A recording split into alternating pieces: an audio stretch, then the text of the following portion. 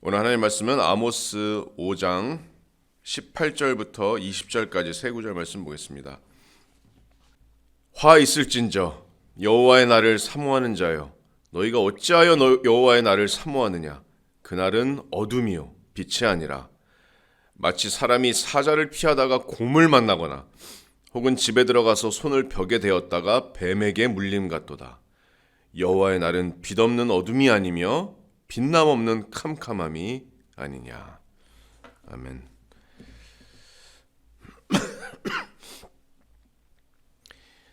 여러분, 오늘 이스라엘 상황을 보면 올바른 성경 지식을 가지고 있어도 구원과는 전혀 상관이 없을 수 있습니다. 여러분 생각해 보세요. 사탄과 그의 추종자들인 귀신들도 하나님에 대해서 정통 신학을 가지고 있었습니다. 야고보서 2장 19절 말씀을 보시면 네가 하나님은 한 분이신 줄을 믿느냐? 잘하는도다. 귀신들도 믿고 떠느니라. 사탄은 영과 육을 멸하시는 하나님에 대해서 분명히 알고 있었습니다. 하지만 이 타락한 천사에게 구원은 없죠. 여러분이 잘 아시는 마태복음 7장 21절에서도 예수님께서는 나더러 주여 주여 하는 자마다 다 천국에 들어갈 것이 아니다. 자, 주여 주여 하는 사람들은 예수님을 주로 고백하는 사람들입니다. 예수님에 대한 올바른 지식이 있는 사람들이에요. 심지어 예수님의 이름으로 사역도 했던 사람들입니다. 근데 마태복음 7장 23절에 그때 내가 그들에게 밝히 말하되 내가 너희를 도무지 알지 못하니 불법을 행하는 자들아 내게서 떠나가라 하리라. 그 사람들은 사실 예수님과 전혀 관계없는 사람들이었습니다. 여러분, 올바른 성경 지식 중요하죠. 특별히 복음에 대한 분명한 지식은 구원에 있어서 필수적입니다. 예수님이 누구신지, 예수님이 어떤 일을 하셨는지, 내가 하나님 앞에서 얼마나 죄인인지, 구원받기 위해서 예수님을 믿어야 되는지. 하지만 복음에 대한 그 지식 자체가 사람을 구원하는 건 아닙니다. 정말 중요한 것은 그 머리로 아는 그 복음이 내 마음으로 내려왔는지, 정말 그 지식이 나의 믿음이 되었는지, 정말 그 예수 그리스도를 나의 주로 영접했는지, 그 예수님과 내가 정말 인격적인 관계가 있는지, 믿음의 열매가 맺히는지, 그게 더 중요하죠. 머리에 지식은 있지만 하나님과 전혀 관계도 없고 어떤 열매도 맺히지 않는 것을 성경은 그래서 죽은 믿음이다라고 얘기합니다. 야고보서가 그렇게 얘기하죠. 진짜 믿음이 아닙니다. 종교적인 형식은 있을 수 있어도 가짜예요. 그들을 기다리는 것은 뜨거운 심판뿐입니다. 지금 북이스라엘의 상태가 여러분 그렇습니다. 북이스라엘은 하나님에 대해서 정통 신학을 가지고 있었습니다. 하나님이 누구신지 잘 알고 있어요. 그런데 그들의 지식은 정말 참 믿음 없는 껍데기에 불과했습니다. 종교적인 형식은 있어요. 제사도 드리고 예배도 합니다. 하지만 하나님과 그들과는 아무런 관계가 없어요. 불법을 행하는 자들입니다. 특히 오늘 본문이 있는 아모스 5장에서 하나님께서는 그 북이스라엘의 부도덕한 악행들, 윤리적으로 부패한 그런 사회적인 만행들을 정죄하십니다. 어제 본문의 아모스 5장 7절을 보시면 하나님께서는 북이스라엘을 가리켜서 이렇게 말씀하시죠. 정의를 쓴 쑥으로 바꾸며 공의를 땅에 던지는 자들아. 또 10절에 보시면 그들이 어떻게 사회적으로 부도덕한지, 우리가 성문에서 책망하는 자를 미워하고 정직히 말하는 자를 싫어하는도다. 11절에 보시면 5장 11절 보시면 너희가 힘없는 자를 밟고 그에게서 미래 부당한 세를 거두었은즉. 다음 구절 12절 하반절을 보시면 그들이 의인을 학대하고 뇌물을 받고 성문에서 가난한 자를 억울하게 하는도다. 여러분, 이 북이스라엘은 표면상으로 하나님의 언약 백성입니다. 하나님의 택하심을 받은 백성들인데 그들의 삶에서 믿음의 열매라고는 조금도 찾아볼 수 없었습니다. 종교적인 행위, 제사, 예배 다 있지만 하나님과는 전혀 관계가 없는 사람들이에요. 더러운 악의 열매만 정말 만연하게 맺히고 있었습니다. 그래서 하나님께서는 선지자 아모스를 통해서 그들의 잘못된 믿음을 완전히 산산조각 내십니다. 북이스라엘은 올바른 지식은 가지고 있었을지 몰라도 하나님과는 전혀 무관한 백성이었고 그 결과 피할 수 없는 무서운 심판을 받게 될 것을 하나님께서는 아모스를 통해서 예언하십니다. 아모스가 던지는 정말 중요한 질문입니다. 올바른 지식을 갖고 있는 것 중요하지만 정말 주님과 나는 친밀한 구원의 관계에 있는가?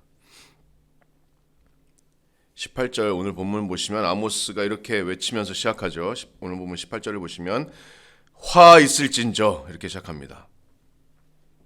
하나님 말씀을 대언하는 선지자 입술에서 복이 있도다가 아니라 화 있을진저로 시작된다면 뭡니까?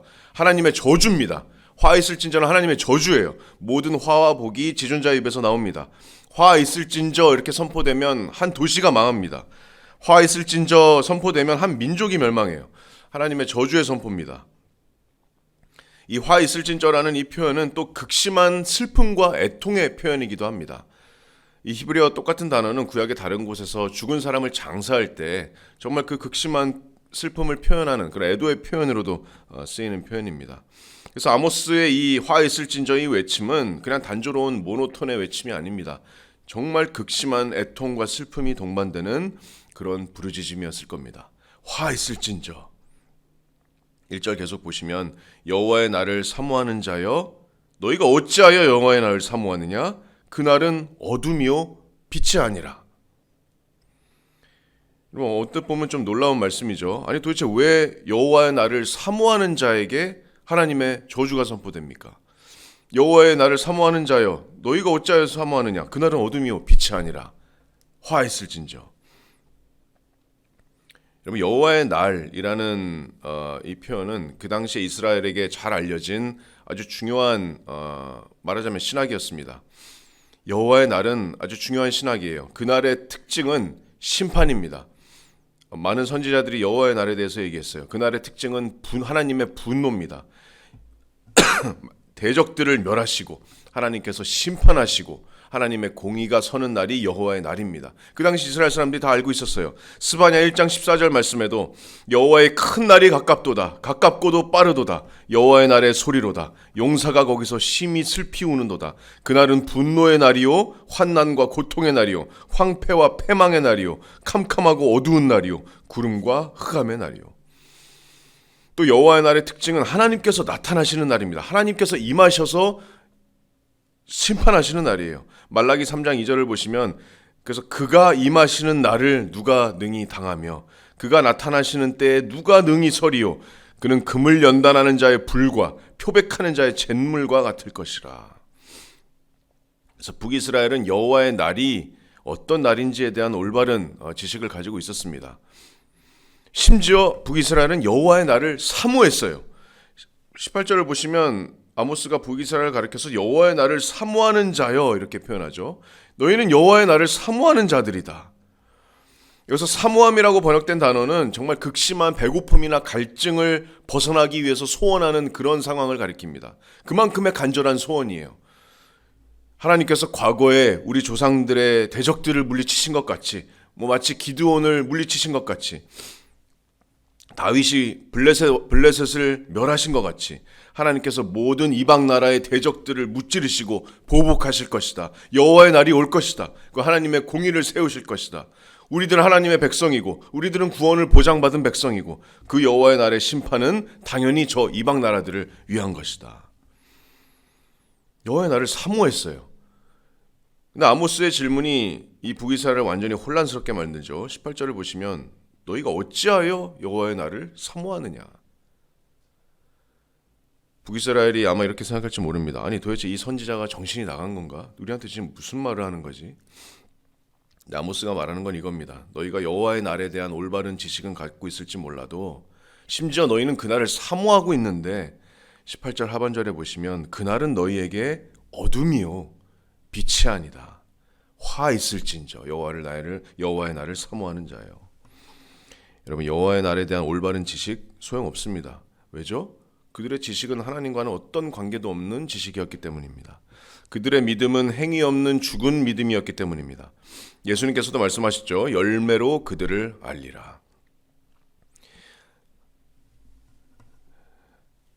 사실은 이겁니다. 여호와의 날을 사모한다고 아모스가 표현했지만 북이스라엘은 여호와만 빼고 전부 다 사모하고 있었어요. 그들은 스스로 속이고 있었습니다. 그들이 간절히 사모했던 것은 하나님 여호와의 날이 아닙니다. 그들이 정말 간절히 사모했던 것은 그들의 죄였습니다. 탐심, 교만, 사기, 착취, 기만, 폭력, 살인, 또 마음 없는 종교행위, 우상숭배. 하나님께서 그들의 죄악을 지금 3장, 4장, 계속해서 5장까지 낱낱이 정지하지 않으셨습니까? 올바른 지식은 갖고 있을지 몰라도 그냥 지식뿐이었습니다. 하나님께서는 아모스를 통해서 그래서 그들의 민낯을 드러내시는 겁니다. 그들의 잘못된 믿음을 완전히 지금 부셔버리시는 겁니다. 너희가 여호와의 날을 사모하느냐? 왜 사모하느냐? 그날은 너희에게 빛이 아니다, 어둠이다. 결국에 여호와의 날의 그 무서운 심판의 칼날이 이방 나라들과 함께 결국에는 북이스라엘 자신들에게 날아오게 될 겁니다. 여러분, 어둠이 가리키는 것은 패배, 재앙입니다. 멸망을 의미합니다. 그날의 여호와의 날에 북이스라엘에게는 어떤 승리나 축복이나 빛은 없을 겁니다. 그들이 주여 주여 하지만 하나님께서는 대적들의 죄뿐만 아니라 이스라엘의 죄도 철저히 심판하실 겁니다. 그 심판이 얼마나 피할 수 없는 심판일지 아모스가 바로 다음 구절 19절 말씀에, 오늘 본문 19절 말씀에 그 북이스라엘의 암울한 현실을 지금 깨우쳐 줍니다. 이해를 돕기 위해서 친절하게 비유의 표현을 사용하죠. 19절 상반절을 보시면 마치 사람이 사자를 피하다가 곰을 만나거나, 그들의 심판의 모습이 이렇습니다. 이게 무슨 상황이죠? 사자를 피해서 도망쳤는데 이제 살았다 하는 순간 곰이 앞에 있는 겁니다. 어디로 가나 멸망은 예정돼 있어요. 멸망과 심판은 피할 수 없는 북이스라엘의 운명입니다. 19절 하반절을 보시면 혹은 집에 들어가서 손을 벽에 대었다가 뱀에게 물림 같도다. 집에 들어가요. 집이 어떤 공간이죠? 집은 안전한 공간입니다. 편안함을 느끼는 내 공간이에요. 그래서 집에 있다가 벽에 손을 대었는데 뱀한테 물리는 겁니다. 안전하다 생각할 때, 편안하다 생각할 때 독사의 독과 같은 치명적인 심판이 북이스라엘에게 이르게 될 것이라는 비유입니다. 다시 말하면 그들에게 닥칠 심판은 피할 수가 없습니다. 도망갈 곳 없습니다. 안전한 곳이 없어요. 재앙과 멸망이 끝까지 북이스라엘을 쫓아올 겁니다. 반드시 멸망할 겁니다. 이게 예언입니다. 하나님의 예언이에요. 20절에 다음 구절에 아모스가 마지막으로 확인 사살과도 같은 선언을 하죠. 그들이 생각하는 여호와의 날, 북이스라엘이 사모하는 여호와의 날, 안전한 날, 그들의 궁극적인 구원의 날, 하나님의 공의가 세워지는 날, 대적들이 멸망받는 날, 실상은 완전 반대입니다. 그들의 잘못된 소망이 완전히 흩날려지는 그런 예언이 20절입니다. 여호와의 날은 빛없는 어둠이 아니며 빛남 없는 캄캄함이 아니냐. 세번역 성경은 주님의 날은 어둡고 빛이라고는 없다. 캄캄해서 한 줄기 불빛도 없다. 그게 북이스라엘이 기다리던 여호와의 날입니다. 자신들에게 닥칠 어둠입니다. 올바른 지식은 가졌지만 하나님과의 참 믿음, 또 참 교제, 참 관계가 없는 북이스라엘의 삶, 또 그들의 끊임없는 우상 숭배와 끊임없는 죄, 그들에게 기다리는 건 어둠입니다. 재앙이에요. 파멸입니다. 여호와의 날은 이방 나라에게도 그렇지만 그들에게도 어둠입니다. 한 줄기 빛도 비추지 않는 철저한 재앙입니다. 말라기 3장 5절 말씀에 하나님께서 여호와의 날을 말씀하시면서 이렇게 말씀하십니다. 내가 심판하러 너희에게 임할 것이라. 점치는 자에게와 간음하는 자에게와 거짓 맹세하는 자에게와 품꾼의 삭세 대하여 억울하게 하며 과부와 고아를 압제하며 나그네를 억울하게 하며 나를 경외하지 않는 자들에게 속히 증언하리라. 만군의 여호와가 말하였느니라. 북이스라엘은 올바른 지식 있었습니다. 근데 하나님과의 관계 없었습니다. 적절한 예배 형식 있었습니다. 근데 마음 없는 형식에 불과했습니다. 그들의 믿음이요 행위 없는 죽은 믿음이었습니다. 여호와의 날을 사모했지만 하나님과는 전혀 관계없는 사모함이었습니다. 그들은 5장 7절 말씀처럼 정의를 쓴 쑥으로 바꾸며 공의를 땅에 던지는 자들이었습니다. 그래서 북이스라엘은 여러분 아시다시피 예언대로, 하나님의 예언대로 여호와의 날이 닥쳤습니다. 북이스라엘은 하나님의 예언을 따라서 기원전 722년에 아수르에게 처절하게 멸망했습니다. 하나님의 심판이 예언대로 이루어진 겁니다. 오늘 말씀 보시면서 여러분 어떠십니까? 여러분은 올바른 종말 신학을 알고 계십니까? 여러분 목사님에게 오랫동안 잘 배우신 분들은 올바른 종말 신학을 알고 계실 겁니다. 여러분 구약에서 여호와의 날이라는 표현이 19번이나 쓰입니다. 분열왕국 때 특별히 선지자들로부터 이제 그 여호와의 날이라는 그 예언이 선포되는데 오바댜나 요엘이나 아모스, 이사야, 에스겔, 스가랴, 말라기, 이 여호와의 날의 예언은 아주 가까이에는 타락한 이방 나라 백성들, 또 타락한 남유다, 또 북이스라엘에게 닥칠 심판의 날에 대한 예언입니다. 그래서 예언대로 남유다와 북이스라엘은 각각 바벨론과 아수르에게 멸망했습니다. 근데 동시에 이 여호와의 날이라는 예언은 멀리 보면 이 세상의, 온 세상의 종말의 날이 바로 여호와의 날입니다. 그래서 신약 성경의 저자들이 이 구약의 선지자들의 예언을 분명하게 이 온 세상의 종말의 예언으로 이해했습니다. 그래서 여호와의 날이라는 표현이 신약에도 등장합니다. 이 여호와의 날은 온 인류의 심판의 날입니다. 멀리 보면 온 인류의 심판의 날이에요. 그래서 사도 바울이 데살로니가전서 5장 2절에서도 주의 날이라고 표현하는데, 주의 날이 밤에 도둑같이 이를 줄을 너희 자신이 자세히 알기 때문이라. 또 로마서 2장 5절에는 다만 네 고집과 회개하지 아니한 마음을 따라서 진노의 날, 곧 하나님의 의로우신 심판이 나타나는 그 날에 임할 진노를 내게 쌓는도다. 구약에서 선지자들이 예언하던 여호와의 날에 대한 그 개념을 사도 바울이 얘기하고 있습니다. 베드로도 그렇습니다. 베드로후서 3장 10절에도 그러나 주의 날이 도둑같이 오리니. 사도 요한도 마찬가지입니다. 요한계시록 16장 14절에서 하나님 곧 전능하신 이의 큰 날에. 이 모든 표현들이 구약의 예언에 근거한 심판의 날입니다. 이 날이 어떤 날이죠? 우리가 계시가 이제 다 완성이 되어서 이 날이 어떤 날인지 알고 있습니다. 구약의 선지자들이 선포하던 그 여호와의 날은 가까이는 이방 나라들과 북이스라엘 남유다의 멸망이었지만 멀리 내다보면 온 세상의 멸망의 날입니다. 하나님을 믿지 않는, 예수 그리스도를 믿지 않는 온 세상의 멸망의 날이에요. 이 날은 교회가 휴거가 되고 이 온 세상에 부어질 대환란입니다. 7년 대환란 기간이에요.